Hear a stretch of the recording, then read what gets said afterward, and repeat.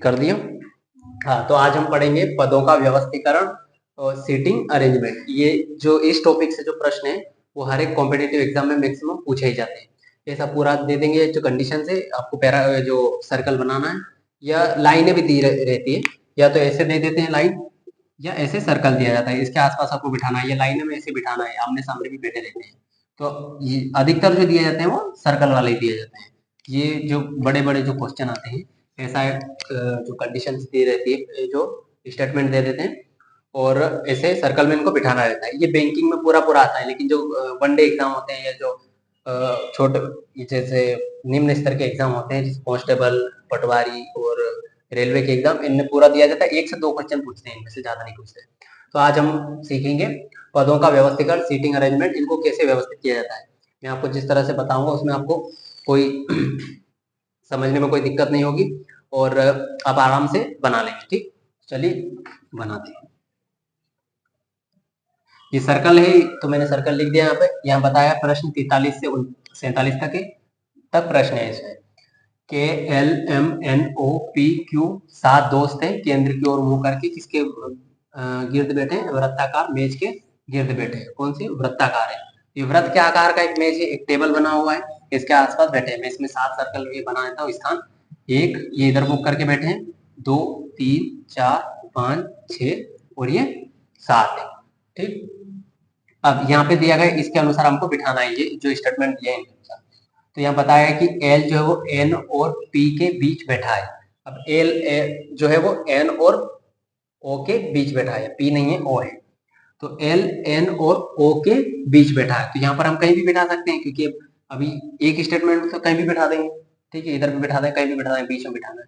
दूसरा पढ़ लेते हैं कि के ओ के बाएं को तीसरा है। हाँ, यहाँ पता चल गया है कि के जो है वो कहां पर है? ओ के बाएं को है। तो मैं यहाँ ओ लिख देता हूँ, ये ओ मैंने लिख दिया यहाँ पर। ठीक है, अब ओ के बाएं को, तो बायां इधर होता है, से आपको मैंने पहले बताया था। ये हो गया बायां, और इधर से जाएंगे तो क्या हो जाएगा? दायां। यानी ओ का इधर दायां हो जाएगा और ओ का इधर बायां हो जाएगा। तो इधर बोला है, क्या बोला है?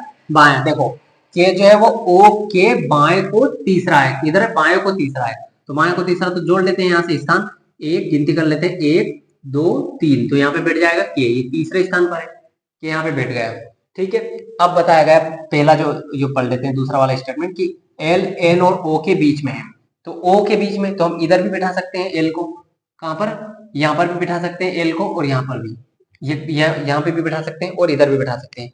तो अभी हमको पता नहीं कि किधर बिठाना है, तो हालांकि इसको बाद में मिटा भी सकते हैं बिठा के, कि अगर इधर नहीं बैठ रहा है तो उधर बिठा देंगे। लेकिन दूसरा भी पढ़ लेते हैं कि क्यू एम के बाएं को दूसरा है, जो पी के एकदम बाएं को है। इसमें से तो कोई सा नहीं मिल रहा, तो इसको बिठाना पड़ेगा।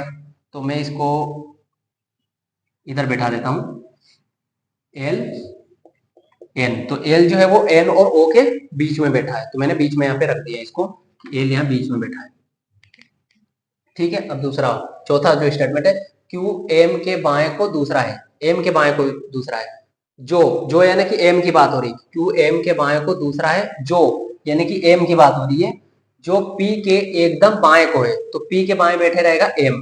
तो मैं अगर एम के बाएं को दूसरा है क्यू, तो अगर एम को यहाँ बिठाऊं और इसके बाएं को दूसरा, तो यहाँ तो नहीं होगा, तो यहाँ से तो पहला और ये दूसरा पे तो ये बैठा ही है, तो एम को मैं यहाँ बिठा देता हूँ, एम, और इसके बाएं क्यू, क्यू बाएं 1 2, क्यू यहाँ बैठ गया।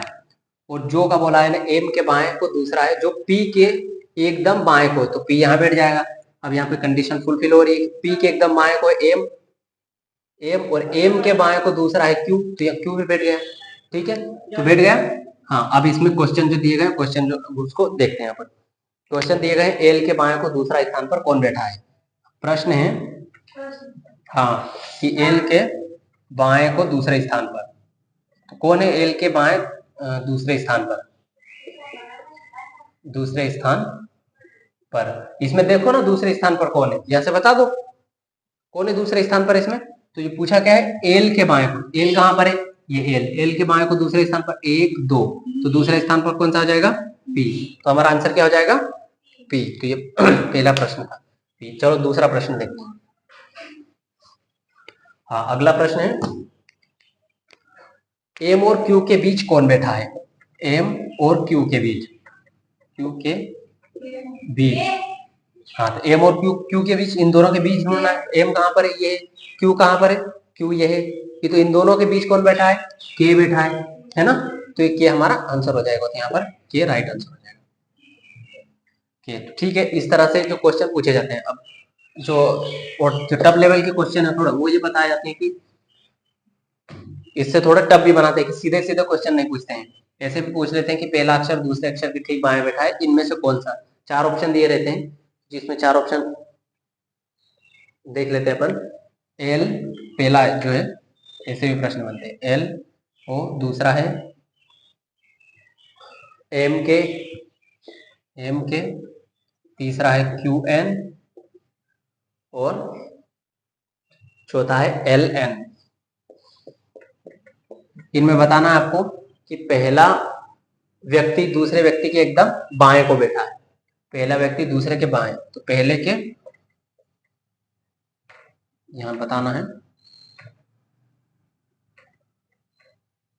पहला दूसरे के एकदम बाएं। बताओ इसमें कौन सा है पहला एक दूसरे के एकदम बाएं।